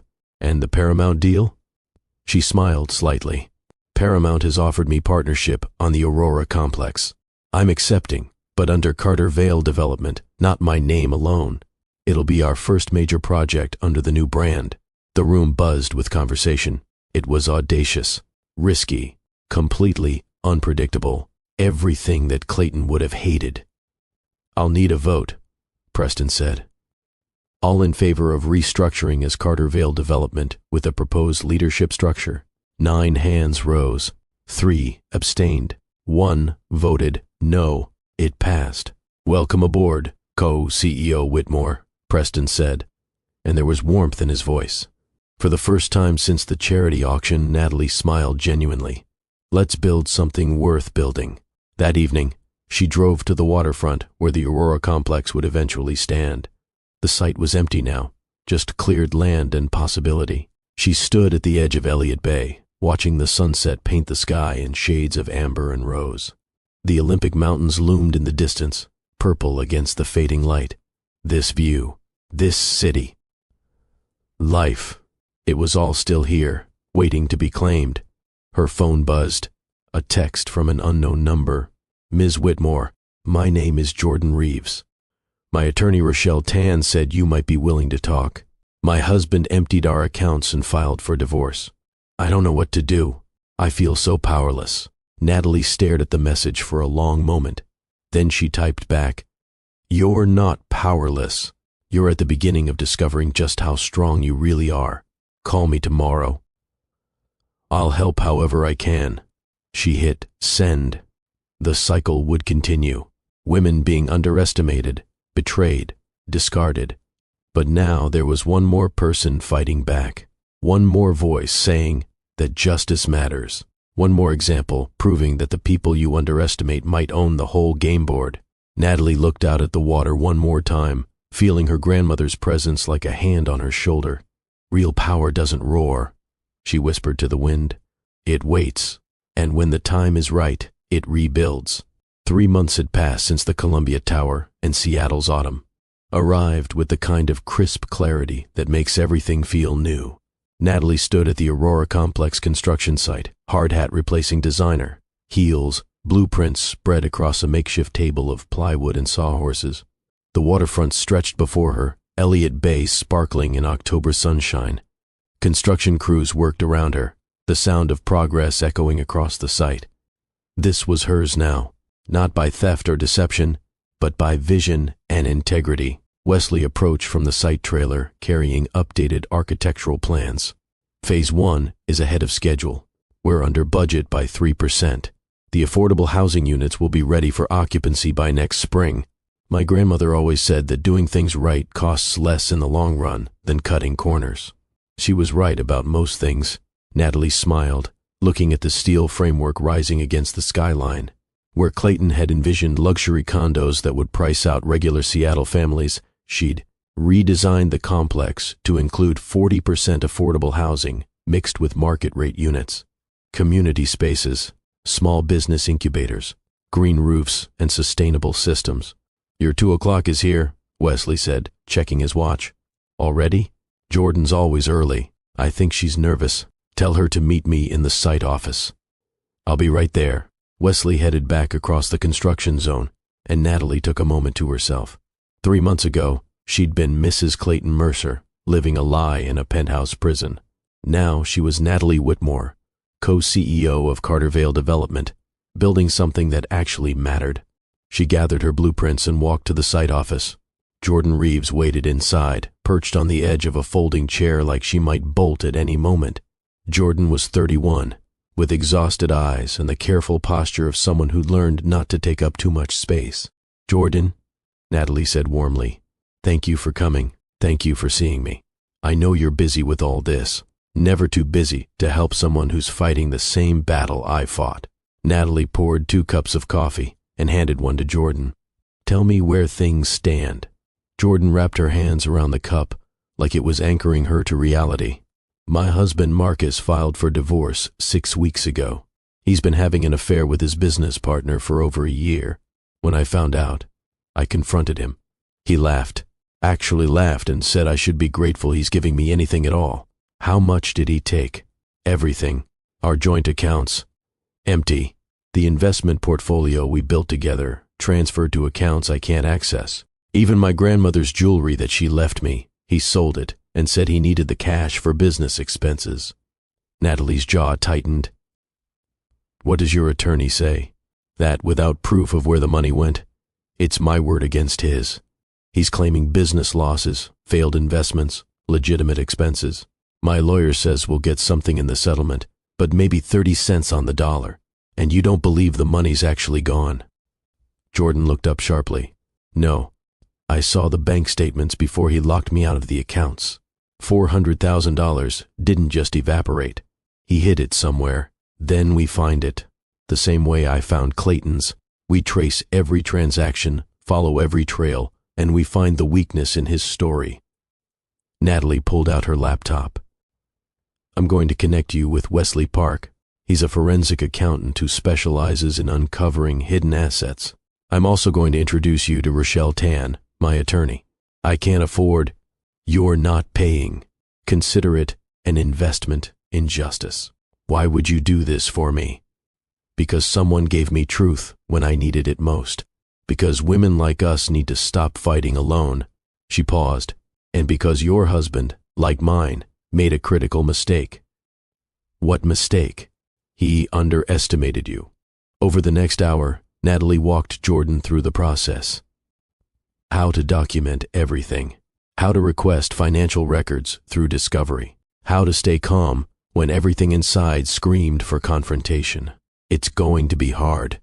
There will be days when you want to give up. But Jordan, you're stronger than you know right now. I don't feel strong. I feel broken. Broken things can be reforged into something unbreakable. You're in the fire right now, but you'll come out steel." Jordan's eyes filled with tears, but she didn't let them fall. "How long did it take you to feel okay again?" "I'm not sure I feel okay yet. I feel different. Stronger, yes, but also changed in ways I'm still discovering. The woman I was before Clayton's betrayal doesn't exist anymore, and honestly, I don't miss her." "Who are you now?" "Someone who knows her worth. Someone who doesn't need permission to take up space." Jordan nodded slowly, something shifting in her expression. "I want to be that person." "Then let's build her together." When Jordan left an hour later, she stood straighter, walked with more purpose. Wesley appeared in the doorway. "You're collecting strays." "I'm building an army." Her phone buzzed, a reminder about the afternoon's next appointment. Clayton's sentencing hearing was scheduled for 2 o'clock. The federal courthouse downtown was an imposing building of granite and justice. Natalie arrived at 1:45, slipping into the gallery quietly. The courtroom was surprisingly full. Media in the back rows. Former Mercer Holdings employees. Preston Vale sat near the front. He saw her enter and nodded once. At precisely 2 o'clock, The bailiff called the court to order. Judge Patricia Hendricks entered, a woman in her 60s with steel-gray hair and a reputation for no-nonsense sentencing. Then Clayton was brought in. Natalie hadn't seen him since the Columbia Tower. 3 months in federal detention had changed him. The expensive suits were gone, replaced by an orange jumpsuit. His perfectly styled hair was unkempt. The confident swagger had dissolved into something smaller. Their eyes met across the courtroom. Just for a second, she saw recognition, maybe regret, definitely fear. Then he looked away. Mr. Mercer has pled guilty to 17 counts of fraud, forgery, and money laundering, Judge Hendricks said. The prosecution has recommended 15 years federal prison with restitution to victims totaling $43 million. She looked at Clayton over her reading glasses. Does the defendant wish to make a statement before sentencing? Clayton stood, his voice rough. Your Honor, I take full responsibility for my actions. I let ambition cloud my judgment. I hurt people who trusted me. I betrayed my wife, my employees, my investors. There's no excuse for what I did. It sounded rehearsed. I've had 3 months to reflect on my choices, to understand the damage I caused. If I could undo it, I would. But I can't. All I can do is accept the consequences. Judge Hendricks' expression didn't change. Mr. Mercer, you didn't just make mistakes. You orchestrated a systematic scheme to defraud dozens of people over 5 years. You forged your wife's signature to legitimize criminal activity. You threatened employees who questioned your practices. She paused. This court has heard testimony from 12 victims whose lives you damaged. Your apology rings hollow because you only expressed remorse after you were caught. While you were committing these crimes, you showed no conscience, no hesitation, no concern for anyone but yourself. Clayton's head dropped. Therefore, this court sentences you to 18 years in federal prison. You will serve a minimum of 85% before parole eligibility. You are ordered to pay $43 million in restitution, and you are permanently barred from holding any corporate officer position. The gavel came down. 18 years. Clayton's shoulders shook. The bailiffs moved forward to escort him out. As they reached the door, Clayton looked back one more time. Found Natalie in the gallery. She met his eyes steadily, felt nothing. No satisfaction, no anger, no lingering hurt. Just the quiet certainty that justice had been served. Then, he was gone. Preston appeared beside her as they exited. 18 years. He'll be 64 when he gets out. If he serves the full sentence, he will. Federal time doesn't allow early release. 85% minimum means 15 years, no matter what. Outside the courthouse, reporters clustered on the steps. Cameras ready, questions shouted. Ms. Whitmore, how do you feel about the sentence?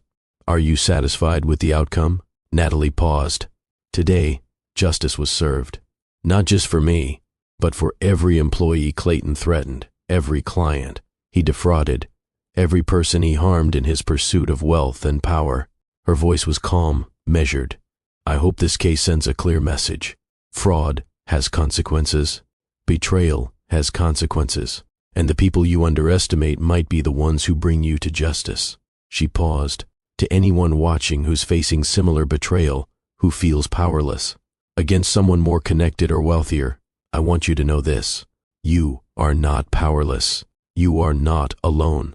And you are stronger than the people who hurt you will ever understand. Do you regret your marriage to Clayton Mercer? Natalie considered the question. I regret that he chose deception over partnership. But I don't regret who I became in fighting back. Sometimes the worst things that happen to us forge us into who we were always meant to be. Now listen, before we continue, I need you to pause for just a second. If you're feeling this story, if Natalie's journey is resonating with you, hit that like button right now. And I want to hear from you in the comments.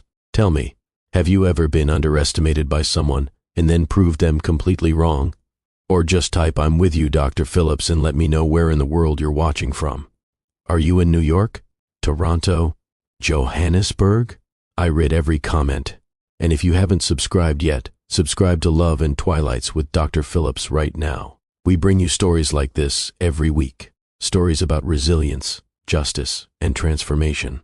Hit that notification bell. All right, Let's continue. Preston, Rochelle, and Natalie found a quiet bar in Pioneer Square after the sentencing. To justice, Preston said, raising his glass of whiskey. To integrity, Rochelle added. To new beginnings, Natalie finished. They drank. How's Carter Vale doing? Rochelle asked. Better than expected. We've settled with most of Clayton's victims, restructured the legitimate deals. We're still cleaning up his mess, but we're profitable again. And the Aurora complex? On schedule and under budget. We break ground on Phase 2 next month. Natalie's phone buzzed. A text from Jordan. Just met with Wesley. He found something. Thank you for believing me. She smiled and showed the message to the others. Another one? Rochelle asked. Another one. Jordan Reeves. Her husband emptied their accounts and filed for divorce. Wesley's helping her trace the money. How many does that make now? Including Jordan. 7 women in the past 3 months. Rochelle whistled softly. You're building a movement. I'm just helping people who need it. That's how movements start. One person helping another, until suddenly there's an army. They stayed until the sun set, talking about the future instead of the past. When they finally left, Natalie stood on the sidewalk, looking up at the skyline. It looked different now, more real, more honest. She drove to her grandmother's house in Queen Anne, the Tudor with its creaking floors and overgrown garden. She'd sold the penthouse 2 months ago, donated half the proceeds to charity, and put the rest into a foundation for fraud victims. As she unlocked the front door, her phone rang. Kendra Wells. Did you hear the sentence? 18 years. Good. That's good. He deserves every day of it. And Natalie, I got a job offer today. Brennan Development wants me to head their contracts division. That's wonderful, Kendra. It's because of you. Because you gave me the chance to testify, to tell the truth. That gave me credibility I didn't have before. You always had credibility. You just needed someone to listen. That night, sitting in her grandmother's study, Natalie opened her laptop. An email from an address she didn't recognize. Subject line, thank you. Ms. Whitmore, you don't know me. My name is Patricia Eng. I worked at Mercer Holdings 4 years ago. Clayton forced me out when I questioned a billing discrepancy. I thought I was the only one. Thought I'd done something wrong. Watching you fight back, seeing justice served, it healed something in me I didn't know was broken. Thank you for your courage. You saved more than your own life. You saved all of ours. Natalie read it 3 times, tears blurring the words. She typed a response. Patricia, thank you for trusting me with your story. You weren't wrong to question that discrepancy. You were brave, and I hope you're healing now. If you ever need anything, I'm here. She closed the laptop and made tea the way her grandmother used to, carried it to the living room, and sat in her grandmother's chair by the window. Outside, Queen Anne's streets were quiet. Families in their homes, lives being lived. She'd fought so hard to get here, to this moment of peace. And it was worth every battle. 6 months after Clayton's sentencing, Carter Vale Development held a ribbon-cutting ceremony for the Aurora Complex's first completed building. It was a crisp April morning. The building stood proud against the skyline, glass and steel in sustainable design, with ground floor retail spaces, already leased to local small businesses and upper floors divided between affordable and market-rate housing. A crowd gathered, city officials, community leaders, future residents, media, of course, but also everyday Seattleites who'd followed the story. Natalie stood at the podium with Preston beside her. She wore a teal dress and her grandmother's pearl necklace. Thank you all for being here today. 6 months ago, this site represented something ugly, a development built on fraud and exploitation, designed to profit a few while displacing many. She gestured to the building behind her. Today, it represents something different. Community, sustainability, the idea that we can build wealth without destroying the people around us. Applause rippled through the crowd. This building houses 40 families in affordable units and 20% in market-rate condos. The ground floor hosts 6 small businesses owned by Seattle residents. The rooftop gardens are communal spaces, and every design choice was made with the question, how does this serve people? Preston stepped forward. When Natalie and I founded Carter Vale Development, we made a promise. that we'd build with integrity, transparency, and community benefit as our core values.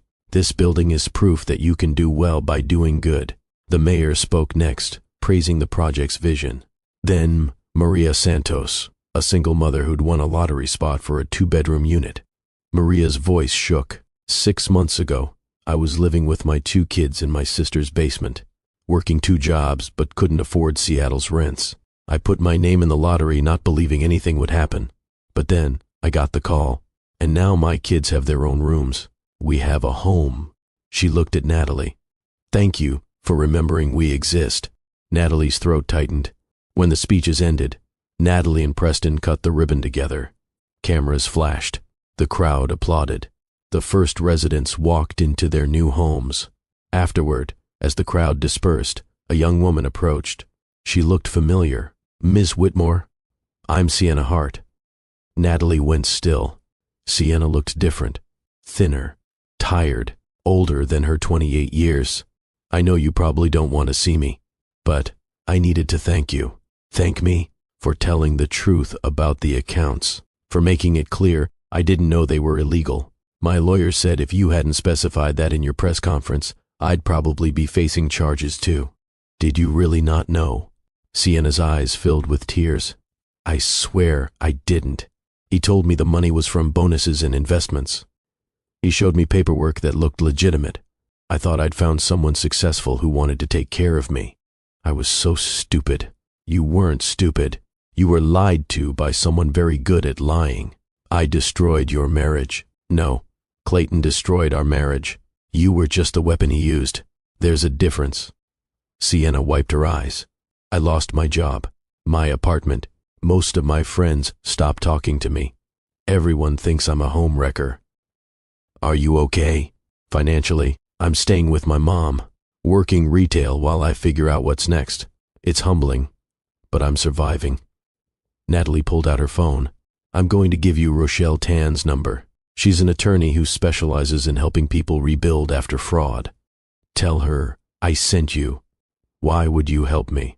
Because you're another one of Clayton's victims, and because being kind costs me nothing. Sienna stared at the number. I don't deserve this. Maybe not, but maybe that's not the point. After Sienna left, Preston appeared. That was generous. That was strategic. If we want to build a better world, we have to model it, even for people who hurt us. Grandmother again? My grandmother always. Over the following months, the pattern continued. Jordan Reeves successfully proved her husband had hidden assets in offshore accounts. Wesley's forensic work was so thorough that Marcus settled rather than face court. Another woman, Lisa Tran, discovered her partner had forged her name on business loans. Rochelle got the loans invalidated and the partner charged with fraud. Another, Keisha Williams, found her ex-husband had been skimming from their jointly owned restaurant. Trevor Huang's audit uncovered 2 years of theft. One by one, women who'd felt powerless discovered they weren't. And each time, Natalie was there, not as a savior, but as a guide. The foundation she'd established, the Whitmore Integrity Fund, grew beyond expectations. It provided legal support for fraud victims, financial assistance for whistleblowers who lost jobs, and educational programs about financial abuse. One evening, nearly a year after Clayton's sentencing, Natalie sat in her grandmother's study, checking emails. Messages from Jordan, from 2 other women she was helping, from Wesley with financial reports, and one from an address she didn't recognize. Ms. Whitmore, my name is Amanda Chen from the Seattle Times. Is it true you're taking over additional buildings in the Aurora Complex development? Natalie smiled. News traveled fast. She typed back, my focus right now is on ensuring we build communities, not just structures. Carter Vale Development will continue expanding projects that serve people, not just profit margins. She closed the laptop and walked to the window. The view from her grandmother's study looked out over the neighborhood. Modest homes and old trees and real people living real lives. This was more authentic than the penthouse view had ever been. At 3:30, she dressed for a community meeting. Navy suit, professional and approachable. She pulled her hair back simply. The meeting was with residents of South Seattle facing displacement from a new development. The developer was using aggressive tactics, fraudulent appraisals, political pressure. Natalie had agreed to consult on their behalf. The community center was packed when she arrived. Families who'd lived in the neighborhood for generations. Small business owners, elderly residents on fixed incomes. A woman named Gloria Martinez led the residents' coalition. "Thank you for coming, Ms. Whitmore. We've heard what you did with the Aurora complex. We're hoping you can help us. Tell me what you're facing." For the next 2 hours, Natalie listened, took notes, asked questions, and began formulating a strategy. By the time she left, she'd agreed to have Wesley audit the developer's finances and Rochelle review their permits and contracts. "Someone has to fight back," she told Gloria. "Might as well be someone who knows all the tricks." Driving home, she felt it. The absolute certainty that this was her purpose, using everything she'd learned, every battle she'd fought, every scar she'd earned to help people facing their own battles. 2 years after Clayton's sentencing, Natalie received a letter forwarded through her attorney from the federal prison. She almost didn't open it, but curiosity won. The handwriting was Clayton's, shakier than she remembered. "Natalie," it began, "I don't expect you to read this. I don't expect you to care. But my therapist here says I need to take accountability, so here it is. I destroyed our marriage. I stole from you.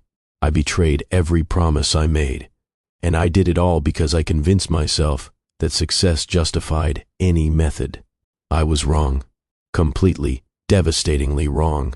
You tried to tell me once that we were partners. I dismissed that, told myself I was the visionary and you were just support staff. I see now how arrogant that was. You were always the stronger one, the one with actual integrity. I just had ambition, and ambition without integrity is just destruction wearing a suit. I'm not asking for forgiveness. I don't deserve it. I'm just saying I finally understand what I lost. I had everything that mattered, and I traded it for nothing that lasts. I hope you're happy, Natalie. I mean that genuinely. I hope you built something beautiful from the wreckage I created." Clayton. Natalie read it twice. Felt nothing. No anger. No satisfaction. Just a distant sort of pity for a man who'd learned the lesson too late. She folded the letter and placed it in a desk drawer. Not to cherish, just to close that chapter. Then she pulled out fresh paper and wrote her own letter. "Clayton, thank you for your honesty. I don't forgive you because forgiveness implies I'm still carrying what you did. I'm not. I've moved on completely, built a life and a company, and a legacy based on everything you weren't. You taught me what not to be, what not to accept, what not to tolerate. And for that lesson, painful as it was, I'm grateful, not to you, but to the universe that used you to show me who I really am. Your redemption is not my responsibility. Your growth is not my concern. You're a chapter in my story that's already been written and closed.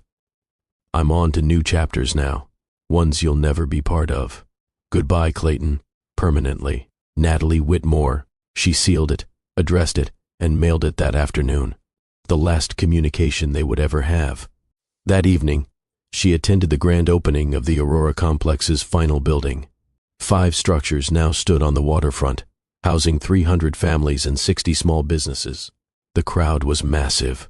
The mayor, community leaders, hundreds of Seattleites who'd followed the project from scandal to redemption. Preston spoke first, detailing the numbers. On time, under budget, providing affordable housing for 120 families. Then Natalie took the podium. 2 years ago, this site represented everything wrong with unchecked greed, one man's ego over everyone's well-being. She paused. Today, it represents what we can build when we choose integrity, when we ask not what makes us richest, but what serves us all. She gestured to the crowd. You are what makes this complex matter. The families raising children here, the small business owners building dreams.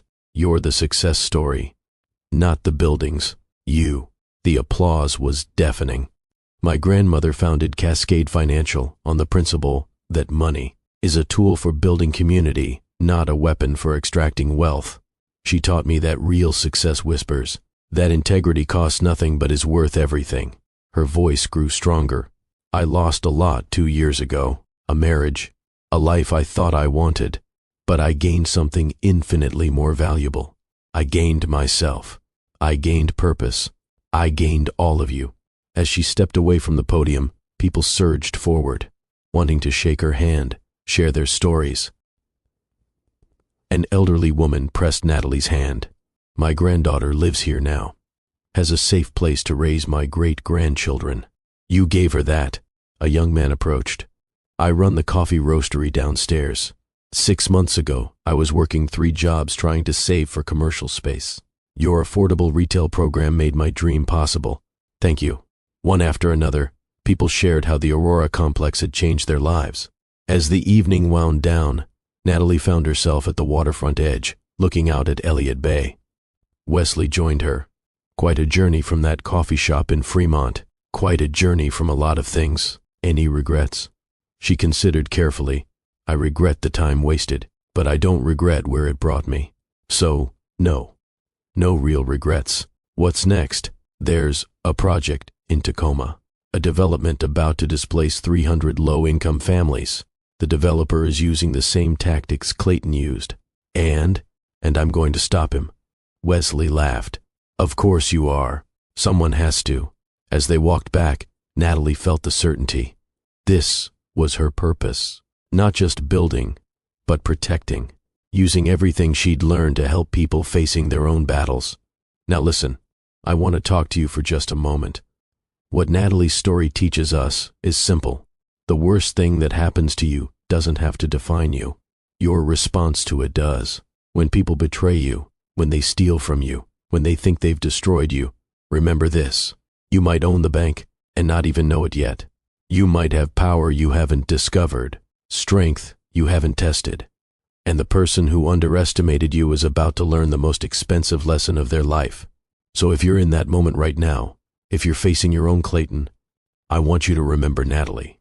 Remember that patience is power, that integrity wins, that the fight is worth it. And I want you to share this video with someone who needs to hear it. Someone going through a divorce, someone facing betrayal, someone who feels powerless. Send them this story. And then drop a comment below. Tell me one thing you're taking from Natalie's journey. Or just type, I'm with you, Dr. Phillips. Let me know you're here. And if you haven't subscribed, do it now. Hit that subscribe button. Turn on notifications. Because every week, we bring you stories that remind you why courage matters. Why you're stronger than you think. This is Love and Twilights with Dr. Phillips. And we're building something powerful here. Join us. 3 years after everything began, Natalie stood in her grandmother's study on a quiet Sunday morning. Sunlight streamed through the windows. The house was silent, except for the old wood settling. She opened the journal she'd started keeping. Her own wisdom to pass down someday. She wrote, What I've learned. Betrayal reveals character, yours and theirs. Pain is a teacher if you let it be. Strength doesn't announce itself. Community is everything. Justice is possible, and the person you become in fighting back is worth more than the life you lost. She closed the journal and looked at her grandmother's photograph on the desk. Did I do right by your legacy? The photograph didn't answer, but Natalie felt it in her bones. Yes. Her phone rang. Jordan. Natalie, I got the settlement. 65 cents on the dollar. Wesley's forensic work was so thorough, Marcus didn't even want to go to court. That's wonderful. And I wanted to tell you, I'm starting my own business. Financial consulting for women going through divorce, helping them protect their assets before it's too late. Natalie smiled. Your grandmother would be proud. Yours taught me well. After the call, Natalie walked through the house. Every room held memories now. The war room meetings, the late nights strategizing, the tears and triumphs of rebuilding. She'd come so far from that rooftop auction, from the woman who'd stood frozen while wine cascaded down her dress, from the wife who'd discovered empty accounts and divorce papers. That woman was gone. In her place stood someone who'd learned that real power doesn't roar. It waits, and when the time is right, it rebuilds. The doorbell rang. Natalie opened it to find a young woman, maybe 25, with nervous eyes. Ms. Whitmore? My name is Rachel Kim. Rochelle Tan gave me your address. She said you might be able to help. My fiancé, He's been moving money and I don't know where, and I found some documents and I think—" She stopped, overwhelmed. Natalie stepped aside. "Come in, Rachel. Let me make some tea. And then you're going to tell me everything." Because the cycle continued. Women being underestimated, betrayed, discarded. But now, there was someone fighting back. Now, there was an army. As Rachel settled at the kitchen table, her story spilling out in fragments, Natalie felt her grandmother's presence stronger than ever. This was the legacy. Not buildings or bank accounts, but women helping women. Survivors creating survivors. The broken becoming unbreakable. Steel wrapped in silk. That evening, after Rachel left with Wesley's contact information and Rochelle's number and a plan, Natalie returned to her study. She pulled out a piece of paper and began writing. Not for herself, for every woman who would come after. To the woman who just discovered the betrayal, she wrote. To the one holding divorce papers or staring at empty accounts or finding evidence of lies. I want you to know this. You are not powerless. You are at the beginning of discovering just how strong you really are. The person who betrayed you made a critical mistake. They underestimated you. They thought you were weak, thought you'd accept defeat, thought you had no options. They were wrong. You have more power than you know, more resources than you've discovered, more allies than you've met yet.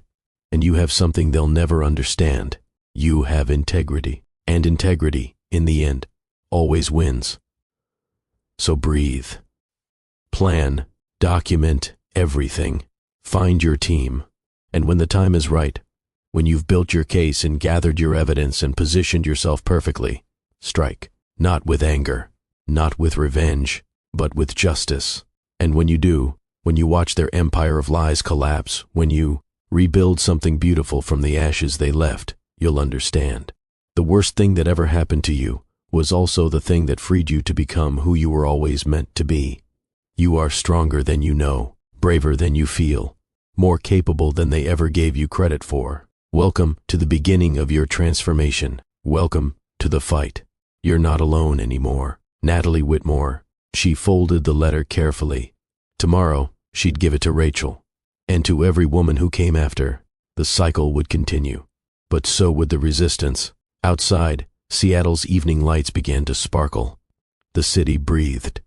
Lives continued. And somewhere out there, another woman was discovering betrayal, feeling powerless, thinking the fight was too big. But now, there was a blueprint, a path, a proof that justice was possible. Natalie stood at the window, looking out at the city she'd helped reshape. Her grandmother's voice echoed one more time. Real power doesn't roar, my darling girl. It waits, and when the time is right, it rebuilds everything they tried to destroy. Natalie smiled. Yes, grandmother, yes, it does. And with that quiet certainty, with that unshakable knowledge of her own strength, Natalie Whitmore turned from the window and walked toward whatever came next. Not as a victim, not as a survivor, but as a builder, a protector, a warrior wrapped in grace. Steel, wrapped in silk, exactly as her grandmother had taught her, exactly as she was always meant to be. Now, before I close, I need you to do something. If this story moved you, if it reminded you of your own strength, share it, post it, send it to someone who needs hope right now, and drop a comment. Tell me where you're watching from. Tell me what moment hit you hardest. Or just type "I'm with you, Dr. Phillips." Let me know you're here, because we're building something together, a community of people who refuse to let betrayal write their endings, who choose integrity over ease, who understand that the fight is worth it. Subscribe to Love and Twilights with Dr. Phillips. Turn on notifications, and join us every week as we explore stories that remind you why courage, justice, and transformation still matter. Until next time, I'm Dr. Phillips. Take care of yourselves, take care of each other, and remember, you're stronger than the people who hurt you will ever understand. The person you're becoming is worth more than the life you lost. Stay strong, stay fierce, and never let them see you as anything less than the force of nature you truly are. I'll see you in the next story.